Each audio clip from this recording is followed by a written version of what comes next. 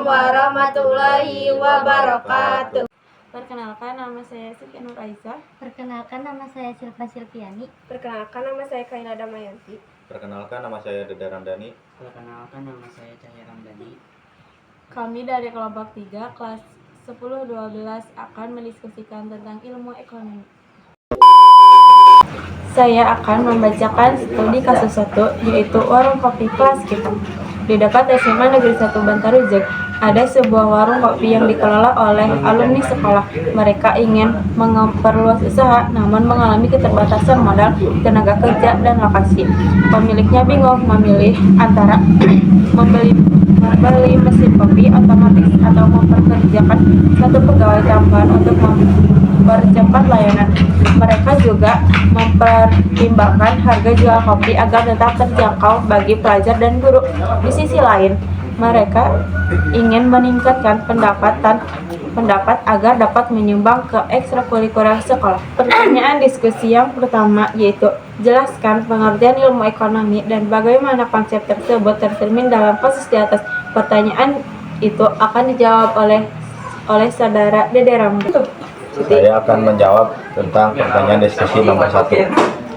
Ilmu ekonomi adalah ilmu yang mempelajari tentang bagaimana masyarakat mengolah sumber daya masyarakat yang terbatas untuk memenuhi kebutuhan yang tidak terbatas. Dalam kasus ini, pemilik warung kopi menghadapi masalah keterbatasan modal, tenaga kerja, dan lokasi, yang menunjukkan bagaimana mereka harus membuat keputusan untuk mengalokasikan sumber daya yang terbatas. Keputusan antara membeli mesin kopi otomatis atau mempekerjakan pegawai tambahan adalah contoh nyata dari penerapan prinsip ekonomi dalam menghadapi kelangkaan dan pilihan. Itulah jawaban dari saya diskusi nomor 1. Pertanyaan yang kedua yaitu berdasarkan konsep kelangkaan dan pilihan, apa dilema utama yang dihadapi pemilik warung tersebut? Yang akan dijawab oleh saudara Cahya Ramdhani. Saya akan menjawab pertanyaan diskusi nomor 2.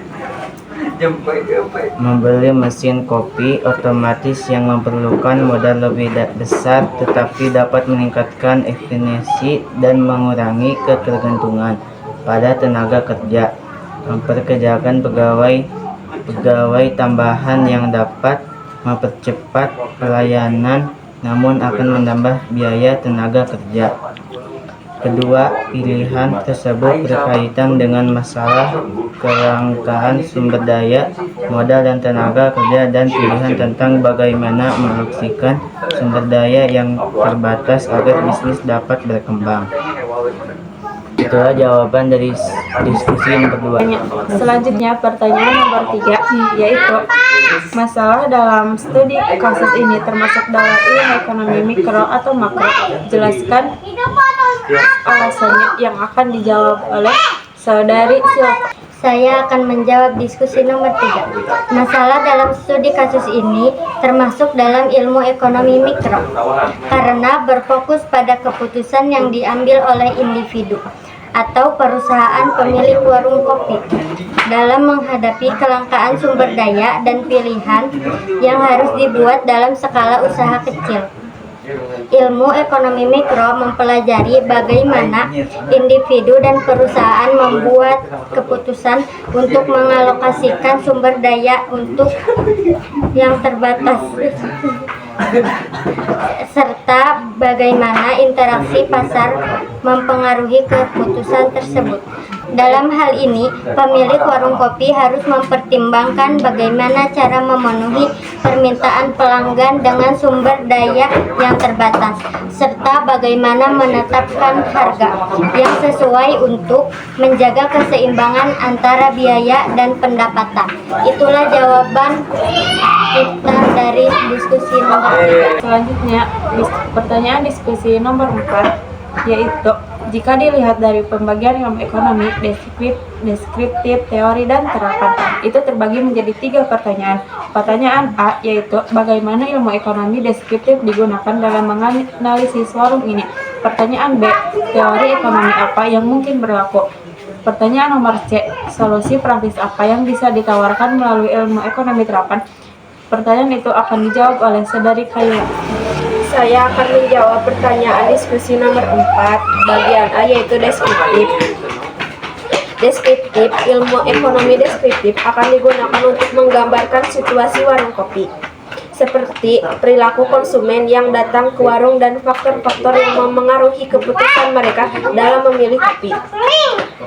Kedua, teori ekonomi. Teori ekonomi yang mungkin berlaku adalah teori biaya dan manfaat, di mana pemilik warung akan membandingkan biaya investasi, mesin kopi atau pegawai, dengan manfaat yang didapatkan dari peningkatan layanan dan pendapatan. Ketiga, yaitu solusi praktis. Solusi yang bisa ditawarkan melalui ekonomi terapan adalah analisis biaya manfaat yang membantu pemilik warung memilih antara membeli mesin atau memperkerjakan pegawai, serta menentukan harga jual yang optimal agar terjangkau bagi siswa-siswa dan guru. Itulah jawaban pertanyaan dari diskusi nomor 4. Selanjutnya, studi kasus 2, yaitu program jajanan sehat OSIS. OSIS SMA Negeri 1 Bantar Rujak berinisiatif membuat program jajanan sehat sekolah dengan menyediakan makanan bergizi yang terjangkau. Mereka menggunakan dana terbatas dari kas sekolah. Permasalahannya adalah bagaimana memilih menu sehat, harga jual, dan sistem distribusi yang efisien. Pertanyaan diskusi nomor 1, yaitu apa hubungan kasus ini dengan sejarah perkembangan ilmu ekonomi, khususnya gagasan intervensi pemerintah atau lembaga dalam ekonomi. Pertanyaan diskusi pertama akan dijawab oleh Dede Ramdan. Saya akan menjawab pertanyaan diskusi 1, studi kasus 2. Program ini mencerminkan intervensi lembaga OSIS dalam mengatur konsumsi makanan siswa melalui penyediaan makanan sehat. Ini selarasnya dengan sejarah perkembangan ilmu ekonomi yang menunjukkan bahwa intervensi pemerintah atau lembaga diperlukan ketika mekanisme pasar tidak dapat memenuhi kebutuhan masyarakat secara optimal, seperti dalam hal kesehatan masyarakat dan konsumsi gizi seimbang. Itulah jawaban dari pertanyaan diskusi 1, studi kasus 2. Selanjutnya, pertanyaan kedua. Dalam pendekatan ekonomi terapan, bidang apa yang relevan untuk menyelesaikan masalah OSIS ini? Pertanyaan itu akan dijawab oleh Saudari Zahira. Saya akan menjawab diskusi pertanyaan nomor 2.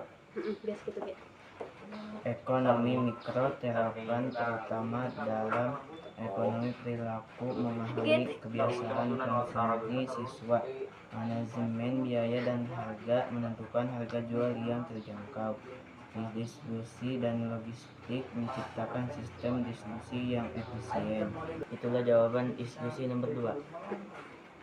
Pertanyaan selanjutnya nomor 3, yaitu apabila OSIS mengadakan survei tentang preferensi jajanan siswa, maka itu termasuk jenis ilmu ekonomi apa? Pertanyaan tersebut akan dijawab oleh Saudari Silva. Saya akan menjawab pertanyaan diskusi nomor 3.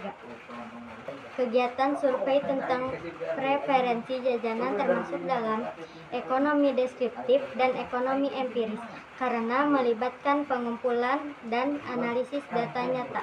Bisa juga dikaitkan dengan ekonomi perilaku karena menganalisis pilihan dan preferensi konsumen siswa dalam konteks keputusan konsumsi. Itulah jawaban diskusi nomor 3. Pertanyaan selanjutnya nomor 4, yaitu bagaimana jika program ini dijadikan model kebijakan oleh sekolah-sekolah lain, masuk kategori cabang ilmu ekonomi yang mana? Pertanyaan tersebut akan dijawab oleh Saudari Kayla. Saya akan menjawab pertanyaan diskusi nomor 4. Jika program jajanan sehat sekolah ini dijadikan model kebijakan oleh sekolah-sekolah lain, maka program tersebut dapat berfungsi sebagai bentuk intervensi kebijakan publik dalam sektor pendidikan dan kesehatan anak. Hal ini berpotensi memberikan dampak ekonomi dan sosial yang lebih luas, seperti peningkatan kesehatan siswa, efisiensi anggaran sekolah, dan perubahan perilaku konsumsi makanan di kalangan pelajar. Cabang ilmu ekonomi yang relevan. Program ini masuk dalam ilmu ekonomi publik, ekonomi sektor publik karena menyangkut kebijakan kolektif yang dapat diadopsi oleh institusi pendidikan sekolah. Melibatkan penggunaan dana publik dalam hal ini kas sekolah, bertujuan memberikan manfaat bagi masyarakat, siswa, dan lingkungan sekolah. Selain itu, juga berkaitan dengan ekonomi kesehatan, karena menyangkut dampak konsumsi makanan sehat terhadap kesejahteraan siswa. Sekian jawaban dari diskusi nomor 4. Inilah jawaban refleksi dari kelompok 3, yaitu pelajaran yang dipelajari. Pelajaran utama adalah pentingnya memanfaatkan konsep-konsep ekonomi dalam membuat keputusan sehari-hari, baik dalam dunia usaha maupun di lingkungan sekolah, seperti pengelolaan sumber daya yang terbatas dan pemilihan alternatif yang paling efisien. Peran ilmu ekonomi dalam keputusan sekolah adalah ilmu ekonomi membantu dalam pengambilan keputusan dengan memberikan pemahaman tentang kelangkaan sumber daya, analisis biaya dan manfaat, serta cara-cara untuk mengoptimalkan keputusan agar lebih efisien dan menguntungkan bagi semua pihak yang terlibat. Itulah jawaban-jawaban refleksi dari kelompok. Sekian jawaban diskusi tentang ilmu ekonomi dari kelompok kami. Assalamualaikum warahmatullahi wabarakatuh. Yes.